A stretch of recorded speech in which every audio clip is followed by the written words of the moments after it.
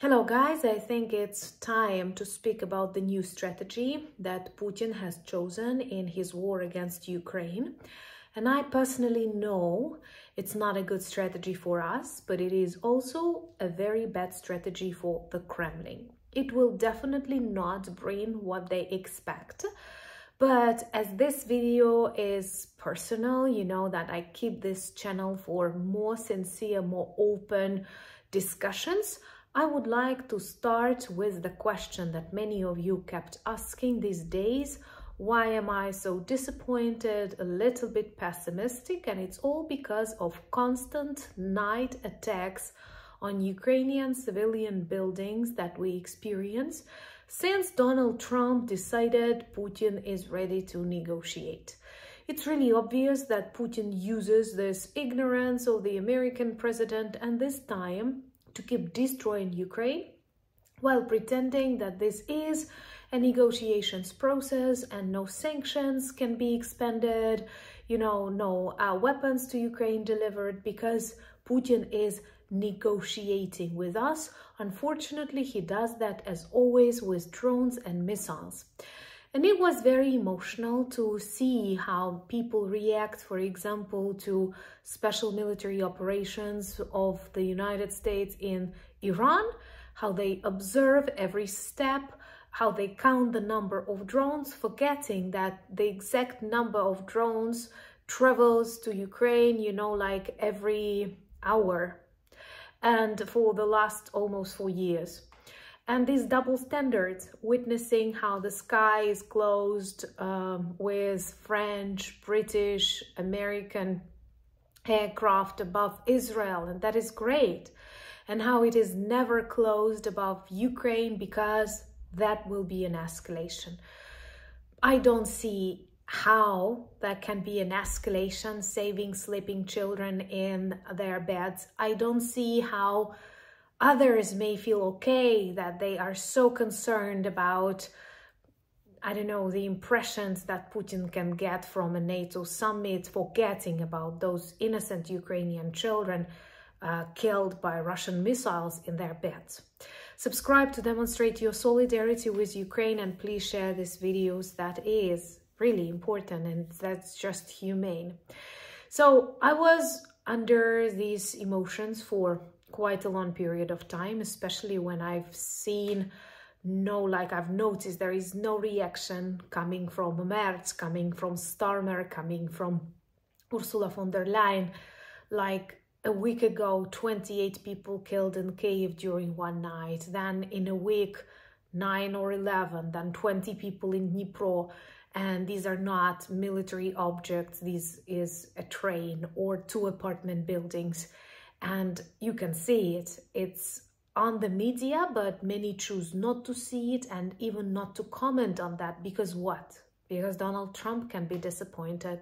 Well, I am for sure disappointed, as a lot of people in Ukraine, because it does feel that the betrayal, especially when we understand that the new strategy of Putin is this terror and fear.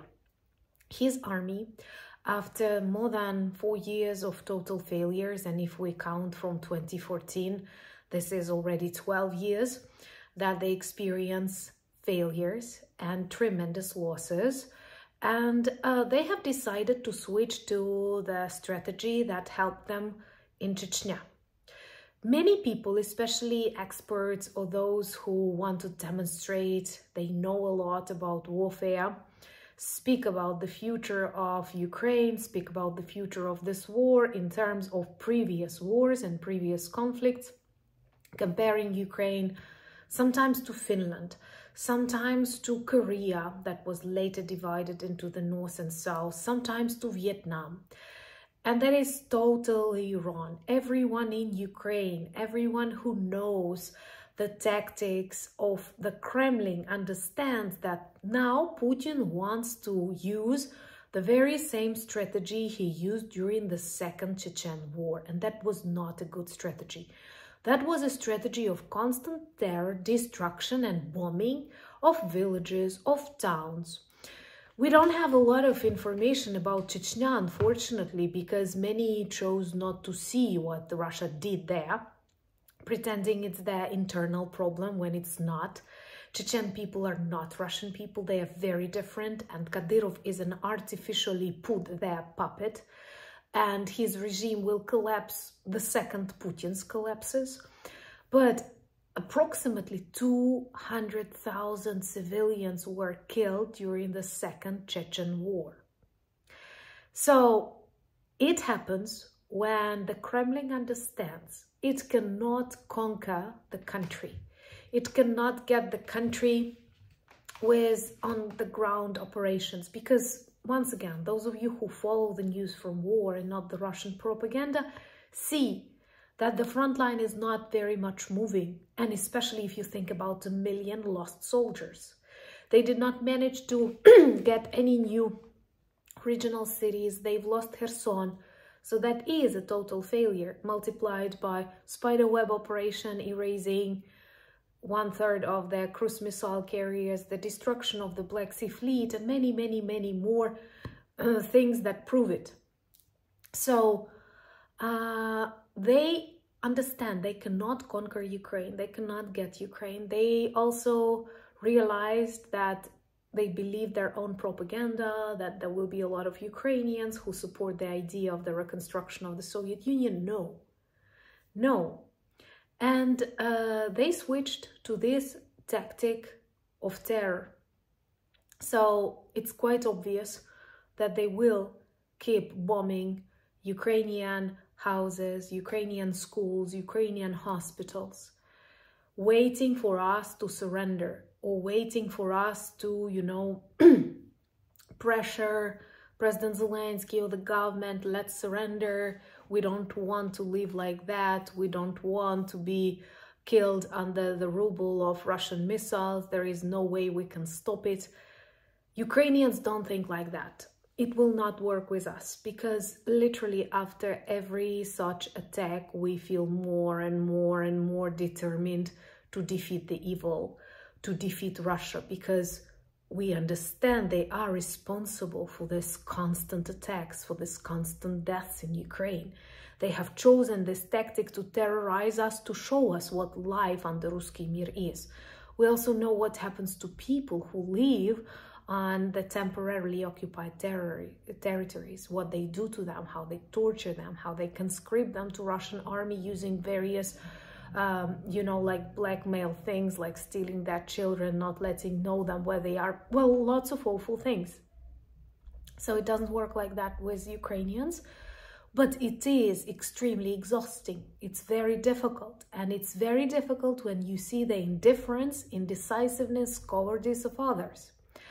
I have made a list of things that actually prove that these tactics, non-military tactics of fear, was something that Russia applied from the very beginning. But once again, during these last months, it grew bigger and bigger. Blackouts.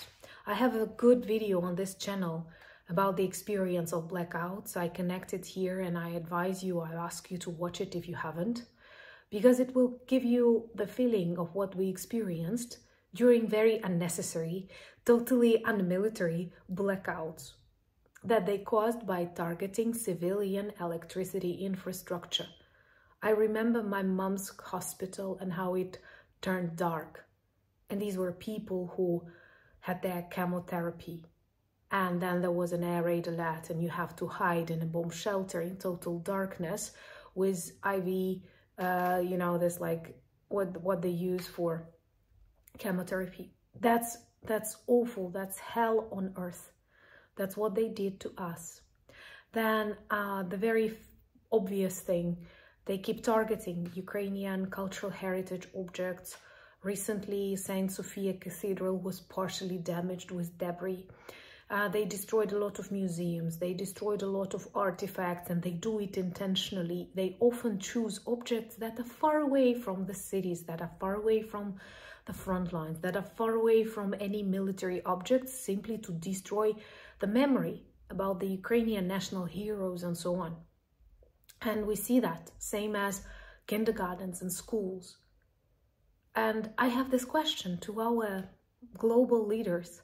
Having seen all that, you know it, why don't you qualify Russia as a terrorist state? What is the difference between 9/11 and what they do on a daily basis to Ukrainian cities, targeting our civilian buildings with, well, smaller jets, but a lot of smaller jets. A lot of smaller jets. Also, air raid alerts, even this very simple thing. And by the way, on this channel, we have a video about the sounds of war that I consider maybe one of the most important I have ever filmed. Do listen to it if you haven't. And simple air raid alerts that can last for hours and hours. For example, last time I visited Kyiv, it was more than 11 hours. And everything is paralyzed. Even if they don't kill you at that moment, you have to be grateful, right? That's insane. They paralyze the work of banks, the works of school, the works of transport, the works of hospital. And you sit and wait while a lot of your plans and things you could have accomplished are ruined. Why? Because Putin is allowed to remain at power in Russia. Because somehow Russian terrorism is qualified as the Russian politics, and people, smart people, people from democratic countries are still looking for the ways to negotiate with what? With serial killers. Just imagine how ordinary Ukrainians feel when they see these comments, when they don't see a reaction to 28 people killed in the capital of Europe just during one night because of Russian drone attacks on their buildings, apartments, and you can literally see their burned kitchens, their burned bedrooms, their burned pets. And no reaction. Let's negotiate. With whom? Are people on the temporarily occupied territories? They are not allowed to speak Ukrainian. So many people cared about Russian speakers in Ukraine. They lived their life.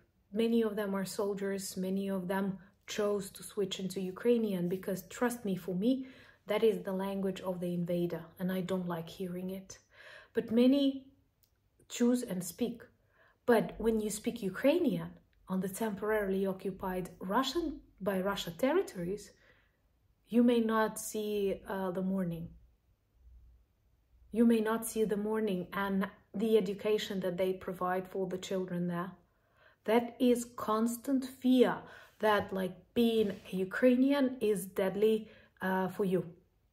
And, you know, there's so many things that we have already discussed, like this attack on Palm Sunday in Sumy, when people were walking to the churches while Russians killed them. And there were so many videos and photos. YouTube will not allow that. YouTube does not even want us to speak about it. I have to choose the words. I have to substitute these awful things that Russians do with softer terms, which is, by the way, insane. That is another very wrong tactics. I know we need to protect people from difficult information, but it's not wrong. It's not right to pretend that nothing is happening and we are just protecting people. To protect people, we have to let them know the truth. Because if Russia chooses your country next after Ukraine, my skills, my knowledge, and my experience might be very useful for you too. That's why one of the reasons I started this channel. Subscribe if you're new and share these videos. That is important. And one of the most terrible things is this human safari that Russians play in Kherson, for example, in many other regions.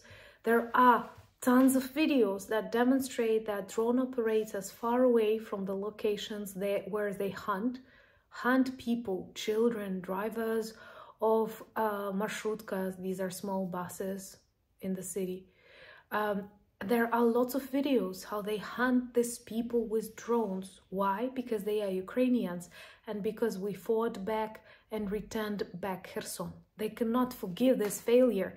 And they demonstrate traditional Russian approach, terror, fear, and scorched earth policy. Because let's be realistic, all the things that they occupy, they actually do not get in their normal condition. They simply burn everything to the ashes and then enter. So For anyone sane, it's obvious that Putin does not want peace. Putin does not want a ceasefire. He wants to destroy Ukraine, not conquer Ukraine, but destroy Ukraine, because he understands no one wants to return back to the Soviet Union. No one identifies here as a Ruski Mir goblin. So the only choice left for him is to destroy us completely.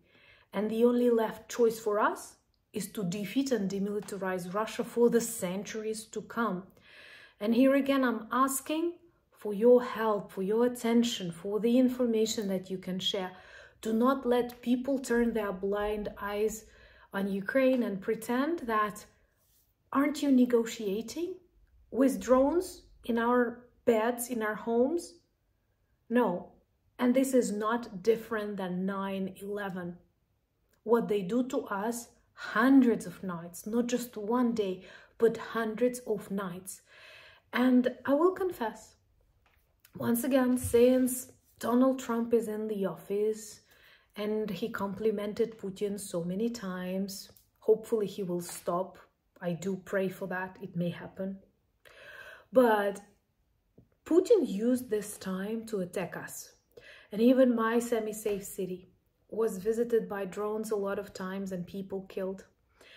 And if it happens so often and you cannot sleep, you get tired.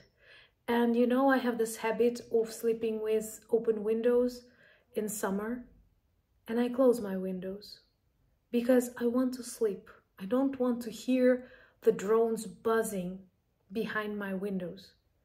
Is it the right choice that I'm making? Not hiding in a bomb shelter, but just closing the windows, not to be, disturbed by the Russian drones. But they can disturb me even when my windows are closed. That is awful, what we experience, how tired we are, but we cannot surrender. And trust me, you don't want us to surrender. It's not just about our strength and resilience. You need Ukrainian victory just as we need it. And I know you know it, but I'm just asking to speak about that, to speak about those who make decisions and those who don't, those who doubt and those who know, because the world is in danger. And again, I know that you know. Remember to follow me on the channel and on social media. All the links you will find in the description of this video. And watch other videos on this channel if you are a new subscriber, because I try to, fix my ordinary Ukrainian experience in this very extraordinary times. Hopefully you won't need my skills and knowledge, but it's better to be better prepared. And thank you so much for buying me coffees, becoming my patrons and sponsors of the channel, but most importantly, thank you for standing with Ukraine. Slava Ukraini!